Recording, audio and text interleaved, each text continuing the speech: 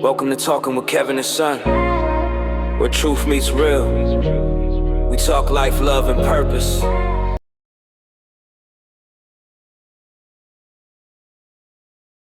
Welcome to another episode of Talking Wit Kevin and Son and the people you should know.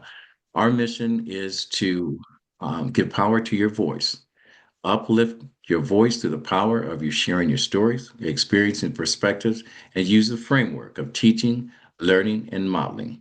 Our purpose is hope, helping other people every day. So, for those of you that are just tuning in, I want to tell you we're going to talk about redefining success beyond the bottom line or amplifying the voice that aligns your purpose with people over profit. So, our guest today, she is a financial strategist, a transformational leader with over 25 years of experience in the nonprofit space. Her work has bridged compliances, sustainability over profit. This person is a wonderful individual. She is a wife, a mother of two. She is the proud owner of an animal lover herself. And believe it or not, I've talked to her so many times and whatever, I can almost say that my guest today, Miss Missy Sue Mastel, is actually a friend. So if you have a relationship with money, we're going to tell you a different conversation on how relationship and success should begin. So let me welcome our guest, and I'm going to introduce her again, Miss Missy S. Mastel. How you doing, Miss Missy?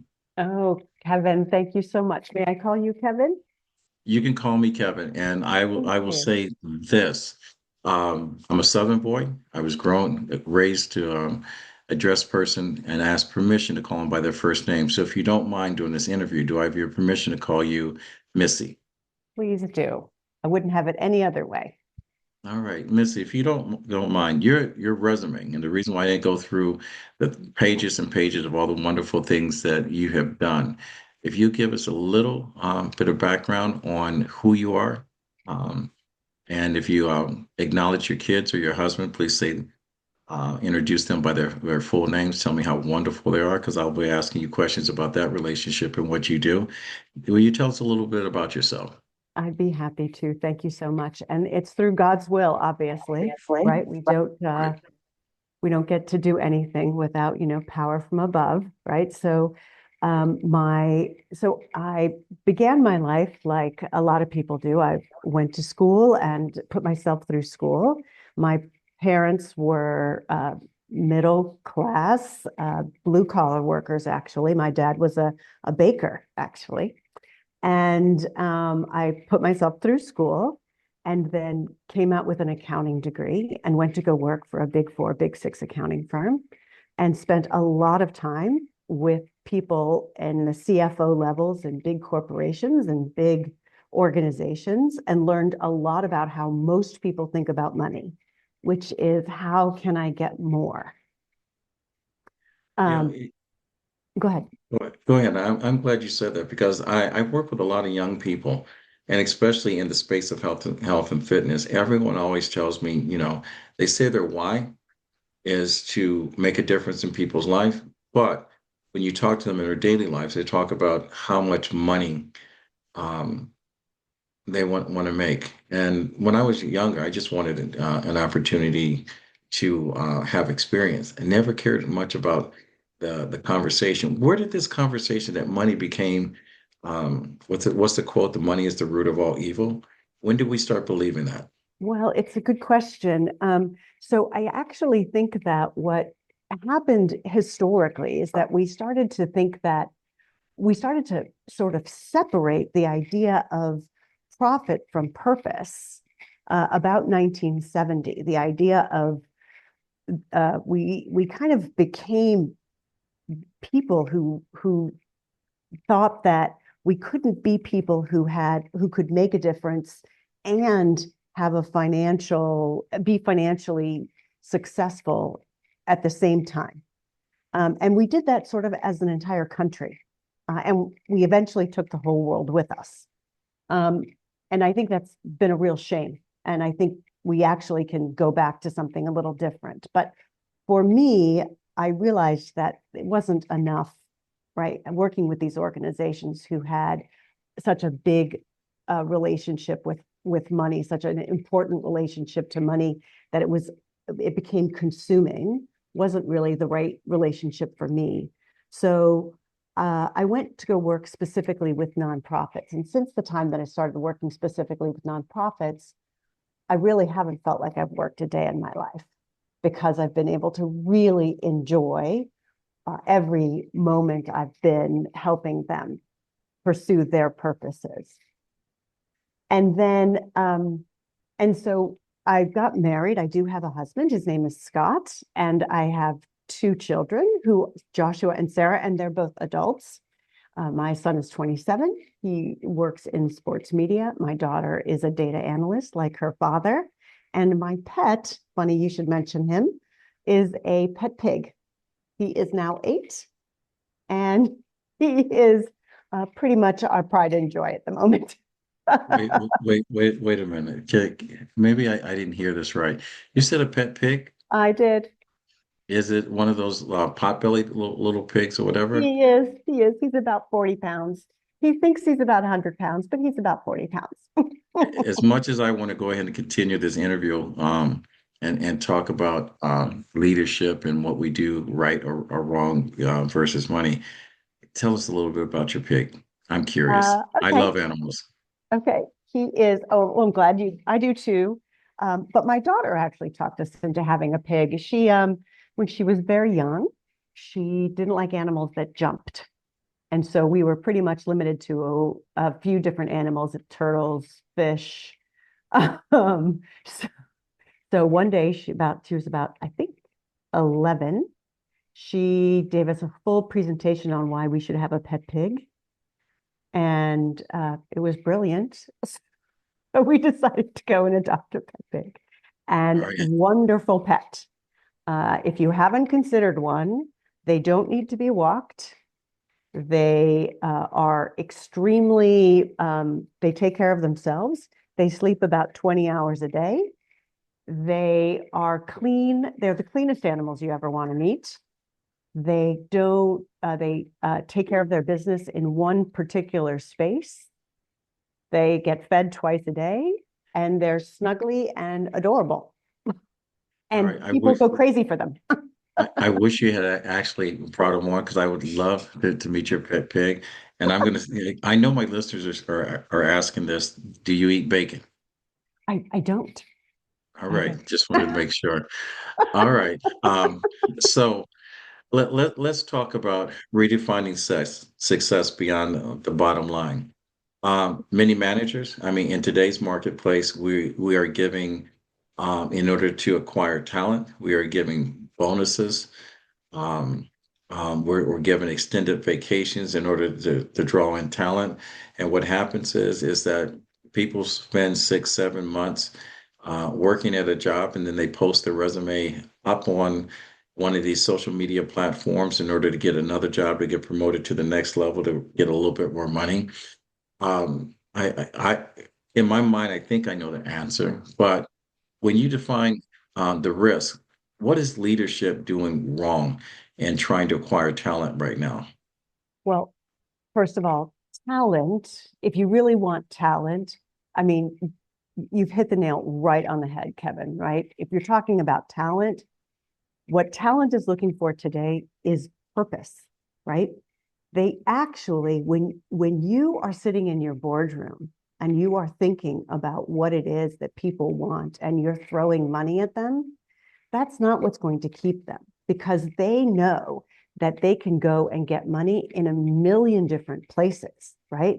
Money is not hard to get. I was sitting on a call with an investor call, and the bank's third quarter were making so much money because there's so much money out there. We're going to be producing our first trillionaire in the next quarter, right? Not billionaire, not with a B, trillionaire, TR, next quarter, because of how much money there is out there. Money is free flowing. And so if we keep on building people who think about money exclusively, we're just making a never-ending cycle, right? Money is becoming a commodity, right? At the same time that one class of people is creating all of this money and cycling it through itself, there's another full class of people who don't have anything at all. So we're really becoming, if you don't mind me quoting Dr. Seuss, the Sneetches with stars and the Sneetches without stars, right? We're really bifurcating the human race into two completely distinct classes. But among the people where we can identify talent and people who are interested, they're not looking for more money. To them, money is just a commodity.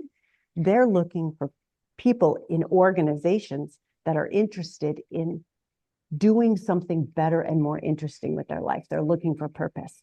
So if you want talent today, you need to demonstrate that you have some corporate social responsibility, particularly for that other half of the Sneetches, the non-star-bellied Sneetches, if you're quoting Dr. Seuss, right?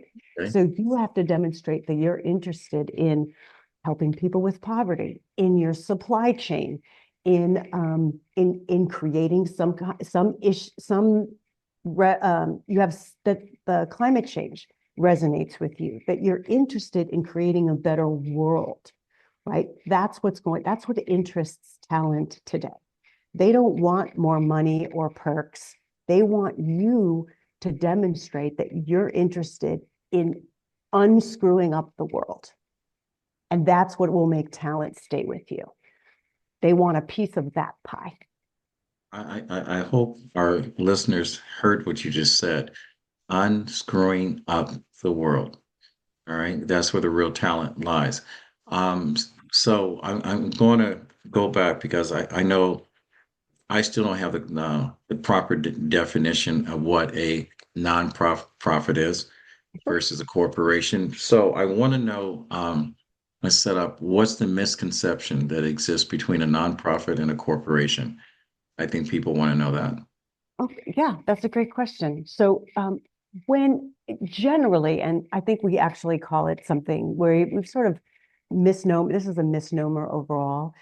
The reason we call it a nonprofit because basically the organization it's a tax name. A nonprofit just means that the organization is not supposed to pull down a profit because it doesn't pay taxes the way a for-profit corporation does. But a nonprofit really is an organization that fulfills some societal need, right? And if you talk to people like yourself or people who feel like they have a societal mission or a purpose, they generally are people who are interested in a societal mission. That could be a church, that could be an educational institution, a scientific mission. All of those things might have a societal mission. And if they're organized around society, we will think of them, a better name for those types of organizations is a purpose-driven organization, right? So those organizations, if they're not organized, if we tell the government that those organizations are not built for profit, then they get a tax exemption and they're called a nonprofit. An organization that is built to make money is called a for-profit organization. These days, we actually have about 48,000 organizations that are built on both of those principles. They're called B Corps, and they're organizations that have a double bottom line. They're supposed to have a societal mission and a profit mission, and those are our new best-in-class organization. All right. How does a nonprofit become sustainable if they're a nonprofit? I mean, at some point, employees or people, everyone volunteer, they're being paid for it. How does that work? Well, no, Does it, nonprofits, they have donations, they get grants, some from the state, some from the federal government, some from other foundations that support their work. We have a lot of foundations and if you think about all the wealthy people that you know, right, from Mark Zuckerberg to Benioff to Gates and Clinton, even the Carter Foundation, they all have foundations that support the work of nonprofit organizations. And they give money to different organizations, nonprofit organizations, to do some of the work that they do. So that's where they make money. And nonprofits have a lot of employees who do a lot of wonderful work. A lot of them have made the news this year, like USAID is supported by the government. That's a nonprofit organization that does a lot of work abroad. The US does a lot of work abroad to help hunger and fight pestilence and all of those things. So that's an NGO, a non-government organization that is a nonprofit, that's organized like a nonprofit. All right. Excuse my ignorance, and please feel free to correct me, because I know I've had conversations with people that their nonprofit organizations are set up for profit as a tax write-off to cover up some other things. It's like I won't name the name of the company, but there is an individual that gave a tremendous amount of money to help combat lung cancer, but they owned a tobacco company. Yes. So, there are a lot of organizations that get tax write-offs for nonprofit, but they are actually, it's a smoke screen for other things. How do you determine which is the right nonprofit to get involved in if you're an individual that wanted to put money in? Because I think on my end, 75% of nonprofits that I've heard of don't exist 2 years after the conversation that we've had earlier. So so there are it, like in any sector of our economy, there are good nonprofits and nonprofits that are not. Nonprofits have to report financials just like anyone else. And if they don't report financials, that's a red flag right there, right? Nonprofits have something called a 990, which is just like a tax return for a regular for-profit corporation. And so they have to report on their financial information as well, right? So we want to make sure that they're reporting properly. And the donor information, we should be able, because they are supported by donors, they should be even more transparent than for-profit organizations. I will tell you that since the middle of that, I'd say since the middle of the last decade, there's an organization called Edelman. And if your readers don't know, if your listeners don't know about it, it's a really good organization that measures the public trust. So the Edelman Group, and you can look at them up on www.edelman.com. They have, for the last 25 years, talked about public trust. And if there's anything that's really, really interesting these days, it's sort of, how does the public feel and how do they learn to trust in this environment? I mean, Kevin, have you really considered what it means, right, to have trust in something these days, right?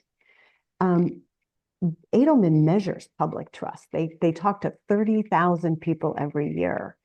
And they talk about how they're feeling about how they're trusting in governments, how they're trusting in the media, how they're trusting in nonprofits or NGOs, and how they're trusting in corporations. And nonprofits of all those sectors have really held on to trust in a way that the other sectors have not, right? We, as a people, humanity, have really seemed to be able to understand that nonprofits are still serving humanity in the way that government and media and corporations have not been serving humanity. So it's a really interesting thing when we talk about risk, and we talk about, where risk lies these days. Risk seems to lie a lot more with governments and media, right? When we turn on the television and we watch a TV, even when we watch the news, we're saying to ourselves, is that really true? is that really, first of all, is that really news what we're listening to? Right. Right? Or when a corporation says, this is the best product since sliced bread, is that really true? But nonprofits, when they say, we're helping a third world country with their hunger problem, or we're going in, when the World Kitchen, when Chef Andres is going in and feeding hundreds of thousands of people in a war situation, we really believe that. We really think he's going in and doing that work, right? The World Kitchen is doing that work. And that's a rare thing. And I'm actually referring to that as trust capital, right? And I think that where we're headed these days is I think corporations and the media are going to start to rely on that trust capital that nonprofits have been able to hang on to, that governments have failed us in, and nonprofits have failed us in. Yeah. I'm actually happy that you brought up trust capital because that's one of my next questions to explain that. But I do want to say with this, and I'm probably going to ask you this off air because, as you know, I've shared with music that I've started to record and release, and I want to try to find some way to take whatever I earn and create a sanctuary for animals. I'm a dog lover. All my dogs have been rescued. You are an animal lover. So my grandfather always told me, he said, a man is only as good as his word. And he says, if you don't stand by your word, the world will stand on your chest and suffocate you. Hmm. So when we talk, I'm gonna first, I want to go back. What is your nonprofit? Tell us about your nonprofit and why it exists and what it does. So we run a consulting firm that's a nonprofit for other nonprofits, and we work with organizations that need help doing financial literacy, for one thing, right? So the problem with the problem with my clients is they have a ton of purpose. They already are on mission. They know exactly what they want to rescue and save in the world, and I'm 100% for it. But it's the administrative financial stuff that trips them up, right? So we want to help them get on board with that, because nobody should not be in a position to save the world just because they don't know a balance sheet, right? Right. That should be easy. That we should make that as easy as possible for them. But more importantly, we want to make sure that nonprofits that are doing worthy work in the world understand that the money is available for them to do that work, right? We want to put them in touch with people. The latest thing that we've been working on, though, is bringing back to corporations, these organizations that have been organized on this profit motive for the last 55 years. We want to bring them back to the idea that these corporations can take on some more of this social responsibility and help these nonprofits, and in return, get some of this trust capital that these nonprofits have held on to.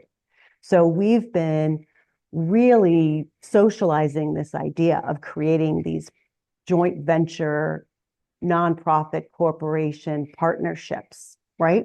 I like to think of it as Hinge for corporations and nonprofits to get together and build better organizations, right? Ones that we can trust in because they have the trust capital of the nonprofits, and ones that are organized because the corporations can give them all of the efficiencies and the money that they have. And we've been working on some pilots, I think, that are really exciting, and I think it's going to be the next step, right, in how we think about organizational environments. And I'd like to say I don't think it's that new.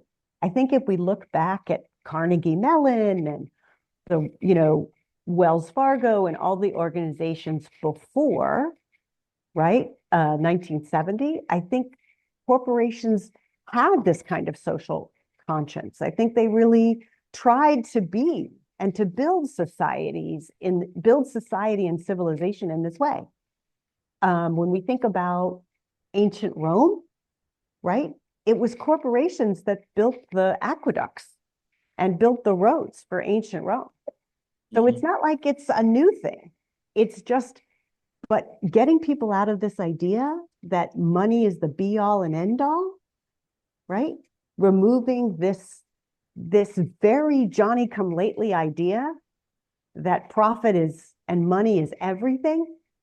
I think that's going to be I think I need a lot of help, and maybe your listeners can help me pull everybody out of that idea. Get Well, people that's back. exactly the reason why I have you on here, because I want to change the narrative, Yeah, and pick humanity over profit.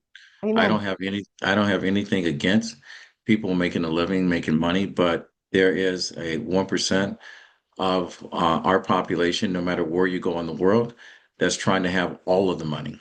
And I think if we provide opportunities for everyone to diversify and be unified, I think the world will benefit that greatly. And I think opportunity or hope, helping other people every single day, is key. And it's the reason why, that's part of the purpose of what I do. I've been doing this since I was 8 years old, and that's been my conversation. It's been consistent. We Tell got a me lot of about your information. songs.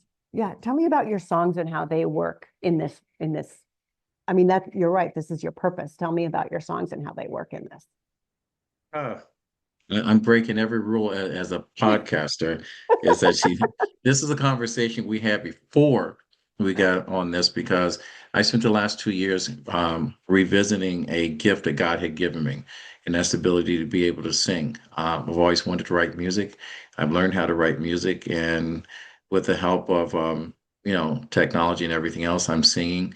I sing three voices, baritone, tenor, and I have a decent, I'm not gonna say decent. I have a good falsetto. You do. But the big thing is I'm a storyteller. I'm a writer. I live with a TBI, and for some reason, whatever bump that hit my head, Dr. Seuss, All the Places We Would Go was the first book that I had to read when I had to reteach myself to read. And I have a small matrix going in my head that just words. When I get to a melody or my chorus, I can't let it go. But it's different when I write music. I don't write formula music. I write a song or music that tells a story. And I think we all have a story to tell. And because I am what I consider a hopeless romantic, and the one thing that I have not found is that one heart that beats in sync with mine. I write about the love, the possibilities of love. I write about heartbreak and the stories that tell. I'm a dreamer also. So enough about me. I want to go back to you. I actually don't think so. I mean, I think you're right about that. I think when you write a song that's a story, right, it's so unique, Kevin. And I think it's important because that's that's the thing that we need to do. We need to bring people into these stories that talk about progression, right? Songs are great for, movement and for bringing people joy, but the idea of using song as story really can create for humanity a, a beginning, a middle, and an end where they can see progression, right? They can see something that came before and someplace they're going. And I really love this idea because it really means that people can move from where they are now, which might be this very hyper growth capitalism, into something new, right? Something that's beyond capital, right? Right. I totally agree. And I use my music to do what I do best, is connect people. I've known since I was in the third grade that if you ask me, my one word was hope, helping other people every single day. I've been doing that, and you have no idea how many people that I've throughout my long life that someone has told me I made a difference in their life. My music, I want to bring people together. I want to help people that's overcoming heartbreak. I want people to dance to a beat and to their own songs. I want a man to say the words that he's afraid to say to a woman, that and put it in a song. And I want a woman to hear the man's voice from his heart. And that's all I wanted to do. And so the same as my podcast. This podcast was set up to give a voice to people that normally wouldn't show up on national television because they weren't big enough stars and for ratings, but they had a story to tell. And every single guest I've had on this show today, including yourself, is making a difference in someone's life. Someone is giving back. I didn't want to set up a show strictly on dollars and cents. You know, it's the same way when I look for sponsors. I'm looking for sponsors that are giving back to people, no matter what your color is, no matter what your gender, what your um, life preference is. I won't say sexual preference, I would say life preference. We're all human beings. And that's why I provide this platform. And the reason why I was so excited about you is because everyone talks about money, but no one talks about purpose. All right. When they say money is the root of all evil, I want to change that conversation and says money provides you with an opportunity to create those experiences that makes a difference. It is not life. Right. It's not an Okay. end. It's a means. So so with that said, enough about me. How do people get in touch with you, your social media? If people want to be hired or corporations want to hire you, how do they get in touch with you? Good job at changing the channels on me. Well, thank you. So the best way to get a hold of me is to catch me on LinkedIn. I'm on there every day, which is just look me up, Missy S. Mastel. Another way you can reach me at Climate Impact Innovations or impactnonprofits.co. I have that website, and Mastel Communications is our original consulting firm. So www.mastel.com. We have a book out called Generation Giving Back, because I have found it fascinating how the different generations have taken on what I call charity work and how they interact with charities and charity conservation and things of that nature. And so I put out that book as well, which I thought was really interesting, and you can get that on Amazon. But yes, please get a hold of me. If you are a nonprofit and you're wondering about how income is working in the current financial situation, if you're struggling or having problems, please reach out. We have a lot of free opportunities that you can take advantage of. If you're a corporation and you're thinking about social responsibility, ways to make it profitable, we know we can help you with that. If you're a person who's interested in doing something that's interesting around corporate social responsibility, please reach out. We'd love to talk to you. Thank you so much, Kevin. All right, no problem. I have a couple more questions, and this question is not on was not on my radar, but since you brought it up, I'm concerned personally about this generation. One, the cost of education is rocketed. The conversation of diversity, equity, and inclusion is being erased from the conversations of anyone that can make a difference. It does not exist. It has been taken off the books.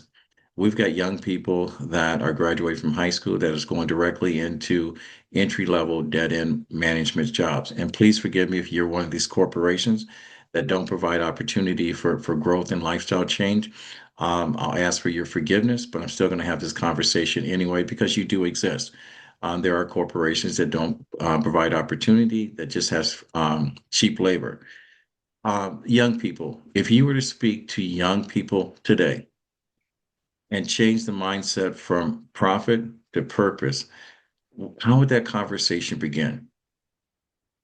So I would ask, so young people have all of the power. I know it doesn't seem that way, but we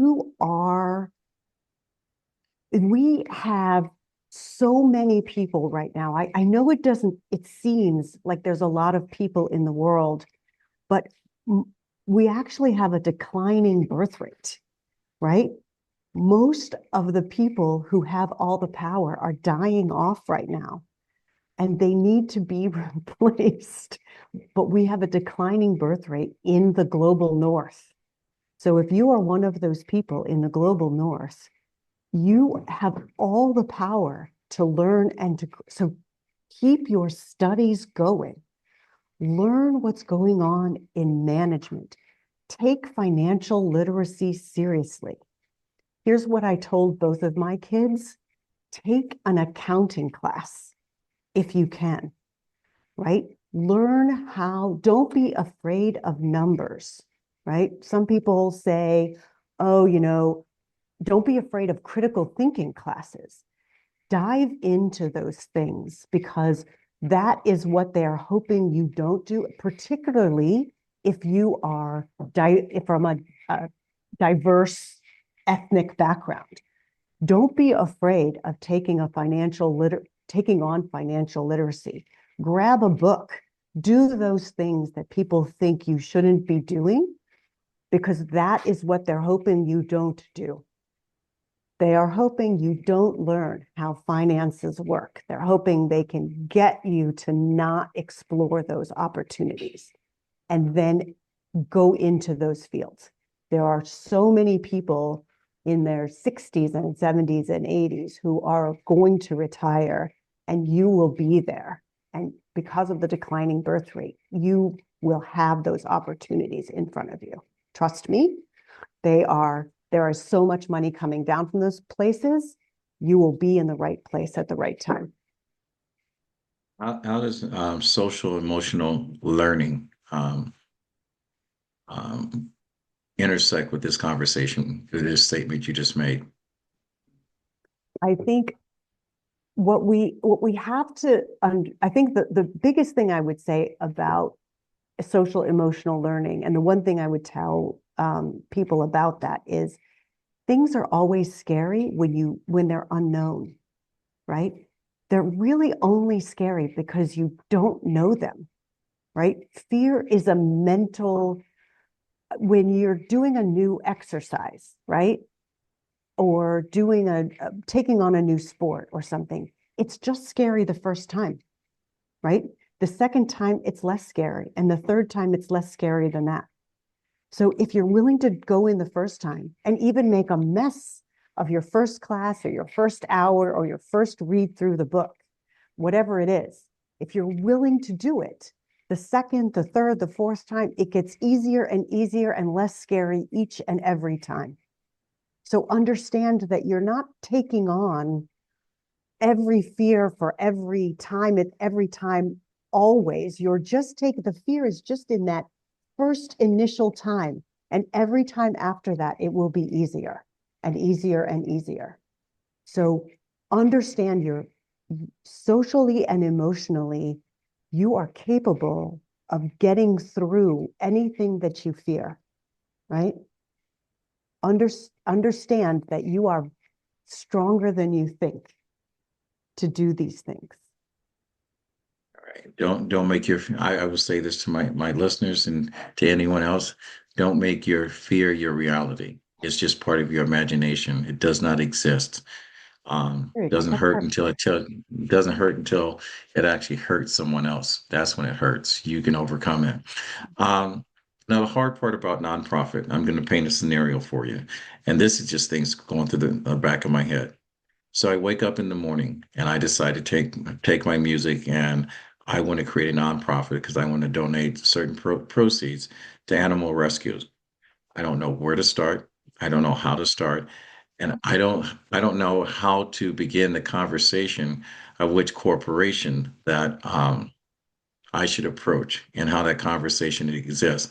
I know in Kevin's head, I'm going to go to 10 of the biggest companies in the world, hoping that one of them will see my purpose and connect with it.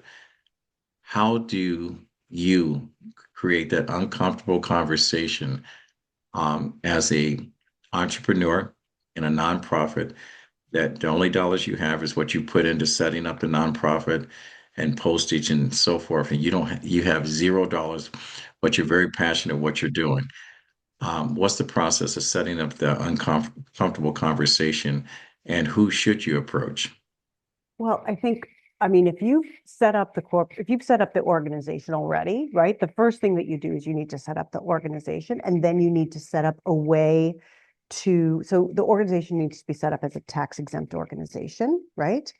And then as you approach these corporations or foundations, right? You approach them and you say, hey, I'm doing this new thing, right? We're looking for support to get this thing off the ground, right? And as with anything, it's fearful as we just talked about. It's scary at the beginning, but the more you approach, the more opportunities you have for success, right? Mm-hmm. So Right. you'll approach these 10 organizations, and you'll approach them and you'll ask them about who do they have a foundation that could support you, right? They may not, the corporations themselves may have a foundation that they work with or an organization that they work with. So you'll just follow down that line until you get to the right person who will support you. But if you're starting an organization for something that they believe in, they'll support you. You will eventually get to the right person. You just have to be persistent. It helps to have a good presentation deck and for them to understand exactly what you think your outcome and your impact is going to be, right? So it can't just be to support animal rescues. It has to be if you're going to be giving your money to other nonprofit organizations, you'll have to have a plan for how you're going to support them and what your support will look like, right? So it's good to have all of that thought through, right? It's not enough to just have done the business part of it. You'll need to sort of think about how your impact will go so that it's clear to them what they're supporting, right? Because you're going to be passing your money on. So you're actually going to be a foundation supporting a foundation. So you'll have to sort of work through that, but that's easily solved. All right. I'm so glad you helped me, and I got free counseling on top of that. Whatever you And need, you'll always call. Call all whenever. right. Question: biggest fear in any line of business. Biggest fear, and you can correct me if this is not right. How do you deal with no? No is not yet. Period. No is just, this is not the right time. Every time. Right? One of you is not in the right place at that time, but no is just not the right time. Either it's not the right time in the large picture or it's not the right time in the small picture. But no is never a strictly no. And that's how I always see it, and I have never been wrong. All right. And I wanted you to say it because people don't realize that if you knock on 1,000 doors and everyone tells you no, and you go to 1,001 and that's your yes, do the 1,000 doors you knocked on before matter? In my mind, I consider it exercise. So here's the thing that I think about, just a small variation on yours is, and this is because I'm very much in my cause of choice right now is climate change, is time and temporality. We don't give enough thought to how time affects what we do and the urgencies with which we do them, right? Some people, we get an idea in our heads and we think it has to be done right away, right? Whether it's getting married or having children or buying a house. Some people look at some things and they think they have decades to do it, like climate change, when we really have to be urgent about it. And some people think we have no time to do it, like buying a house, when we really have decades, right? We have a very weird relationship to time.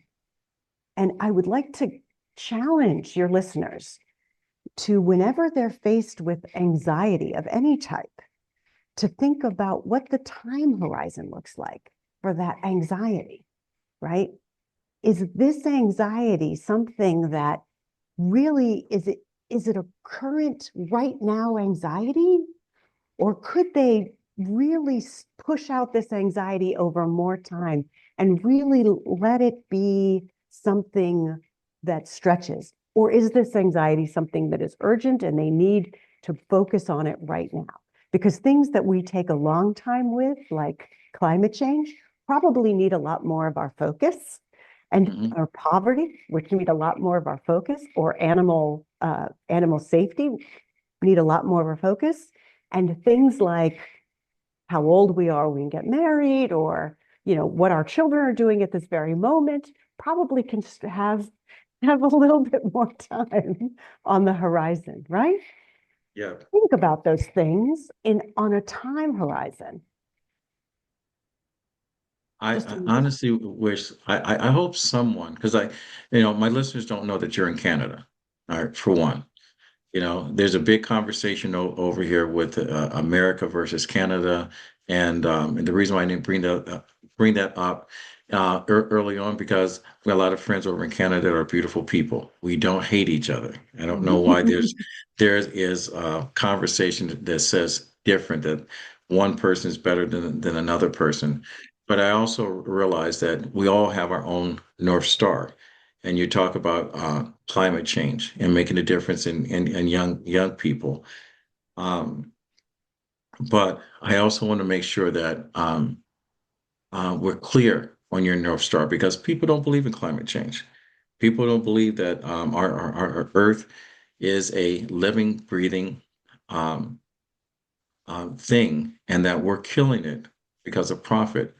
We take our chemicals and we dump it into our waters, and it kills the thing that maintains clean water. I mean, I will tell you this: if there's any politician that's out there listening, is there any business person that are dumping into the streams or polluting the soil? I want you to remember this: during COVID, there were species of animals that reemerged that we hadn't seen in years. There was plant life in the desert started growing green again. Our coral reefs start to replenish themselves. You know how long we've been we went through COVID? The answer, when you say that there's no climate change, why did the earth come back to life? And now we're killing it all over again for what? For profit. Yeah. So is this your North Star? For me, yes. I mean, I feel like I do not want my grandchildren rolling around running around the planet in scuba tanks, breathing because of the pollution in the air. So yes, that's my nightmare. So this is my North Star. But yes. Okay. Well, Missy, I want to tell you, we can talk about this for hours going from here. I want to thank you for the work that you do. I want to thank you for your time, because I value that time. I want my listeners to invest a little time in listening to this podcast and this story. And if you are a person that has a high call to action, I want you to take the information that Missy's about to give you, reach out to her, call her, buy her book on Amazon. If you're a corporation, I will challenge you to invite her in to speak to your leaders, so you'll know not only what you can do to make a difference, you can identify what you're doing that's not making a difference. Hopefully, I phrased that right. So, Missy, if you can tell us one more time, Oh, how do we get in touch with you? thank you so much. So you can reach my consulting practice is at www.mastel.com, or you can reach our climate workshops are at www.impactnonprofits.co. But the best way to reach me personally is on LinkedIn. I'm at Missy S. Mastel. And you can follow me on Instagram or Facebook, of course. All So, right. and we just have a book out called Generation Giving Back, which is about the different ways that uh, uh, our different generations interact with charitable giving. All right. Make sure, I don't know if I have that link to your book, but I will put it in the description of this podcast. I want to make sure, and this is my personal thing, I never want a guest to leave my show and says, I wish I could have said this, or I wish he had asked me this, or I wish I could have talked about. Is there anything regarding this topic of this conversation of nonprofit, or what you do, or what your personal mission statement is that we've missed, that you would like to bring it up? And don't interview me again. Okay, fine. No. What all I would say is that, at first I would just like to say that I loved this interview because um, it's it's so wonderful to be speaking with someone who really understands that the idea of creating purpose in the world is meaningful. And I know that your listeners feel that way too. Don't give up on that. right? The one thing I would say is I know it's hard, particularly now and particularly for this generation, to think that everybody's only caring about money. But I am telling you right now, there are people out there who really want to create a world where purpose is meaningful and out and ready and willing to do it with you every day. Don't give up on that. If you can't find those people, find me and I will find them for you. We can build a community and a world where those are the people in charge, and let's do that together. All right. I hope to my listeners that you understand the purpose of this conversation. I won't say interview because this is a friend. This is a conversation. And I hope that somehow that you can redefine your relationship with money and not to learn it the way that I did. At one time, all I wanted to do is see how many digits I can have in my bank account. And it had not been until the point I lost everything and found myself homeless that I had to redefine what my true purpose was. And my purpose was exactly what I'm doing to have this show here. And then once I acquired what most people would say wealth, I didn't have the same relationship. My commitment to creating positive experiences and creating conversations or connecting people that are doing great things. Like I said, Missy is one of those people that are in my circle of friends that have a high call to action. So when I would say I'm a little different as most podcasters. I would love for you to subscribe. I would love for you to follow. I would love for you to comment. But I will ask you, all right, if you're not a person that has a high call to action, I reserve that space or those three spaces for people that want to make a difference in life. My people don't drive by an accident, they stop and help. All right. And that's simple. And I'm probably never going to get a million followers or a million listeners or whatever the case may be. For the simple fact is, most people are bystanders, they're not participants. I want people to get in the game. And you don't have to be wealthy to get in the game. Missy just told you that. You just have to have a strong purpose and a commitment to make change. So, Missy, I'm going to ask you one more question. If you had one ask, and the reason why I'm asking this because I have a list of 100 people that I want to talk about their secrets to their success. And I want to add your name to that list of successful people that I have met in my life that are making a difference. If you had one ask, what would that be? And first of all, I'm going to ask your permission. Can I add you to that list? Please.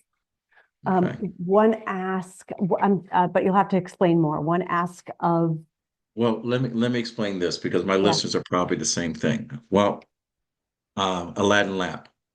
You know, if you had one wish, you get three wishes. And we all know the story of how that when you ask and you don't have clarity, you don't have a specific thing, whatever, you'll get whatever you want. The first time I asked this question, the young lady, and I said, make your ask big. She goes, I want a seat with Oprah Winfrey. And I said, okay, I want you to think about this before you do that. If Oprah Winfrey sat on stage with 9 of the most powerful women in the world, and on that stage, I sat you behind Oprah Winfrey, your dream has just come true. Is that what you're really asking for? What do I So, want? I think what if I had an ask, I would ask that I would ask that the idea of that the corporation nonprofit model would become the model for all new businesses within 10 years, that all new businesses would be structured that way. all right. All right. One more time. How do we get in? How do we get in touch with you? You set me up very well, just to let you know that. So please get in touch with me at my LinkedIn, which is at Missy S. Mastel, or on Facebook or Instagram, Missy Mastel, or at my website for consulting, which is www.mastel.com, or the climate demo and information, climate the corporate nonprofit partnerships, which is at impactnonprofits.co. I really appreciate this, Kevin. It has been delightful to speak with you. Thank you so much. It's been my pleasure. And the other thing, Missy, you should have your own podcast because in order in order for your message to have clarity, it's got to be created over and over again. And you need your own podcast in order to have that platform. I am going to reserve a seat for you to come on anytime you want to be able to talk about this. And you know, I had fun with the fact that you kind of turned the tables on me. It was fun. I hate talking about myself. I got to get used to that. Oh, yeah. But anything that I can do for you, and I'll put it out there, I will be more than happy to support you in any way possible. And young people, change your mindset. Listen to the conversation that we have here. Profit over humanity can exist. It's got to be humanity with profit. And understand that money provides you with the things um, that allow you to have the things you enjoy in life. There, it is not the end. It is not the beginning. It's just one, it's a tool. And you have to understand that. What makes your life have value is the experiences that you have and the conversations you have with the people. So if you liked what you've heard, you can always visit us on our YouTube page at RMK Productions and Network. And again, if you're a high call to action person, you can follow us, subscribe, make comments. I try to stay positive. I know everyone's not in that space, but you can always reach us at info@rmkproductions.org. Missy, I appreciate you coming on the show. And again, like I said, you got an open seat. Please come back. Any last things you want to say to our listeners before we sign off? You're delightful. You're wonderful. Please keep listening. Kevin's fantastic. Well, thank you. And so I'm going to speak to our leaders, our corporate leaders, people that are in positions of power. I want you to also realize that leadership is not about choosing between profit over purpose. It's about aligning them. And that's the key, aligning them. So if you want to make a difference, open up your heart. All right. There's plenty of money to be made. And if you think about it, the money that we spend in destroying lives, the bombs or whatever, that same money, if you were invested in education, invested in affordable housing, invested in feeding our children, invest that money in to saving our environment, cleaning up our streams, providing access for wildlife instead of building McMansions everywhere, keep our country green, you would actually make a difference. Literally overnight. Amen. Literally overnight. So with that said, my grandfather always said, when you get to a point in life that you can help someone else out, he said, it's your duty to do so. He said, reach one, teach one. And with that said, we'll fade to black and we're out. Missy, thank you again. Yeah, it's the rhythm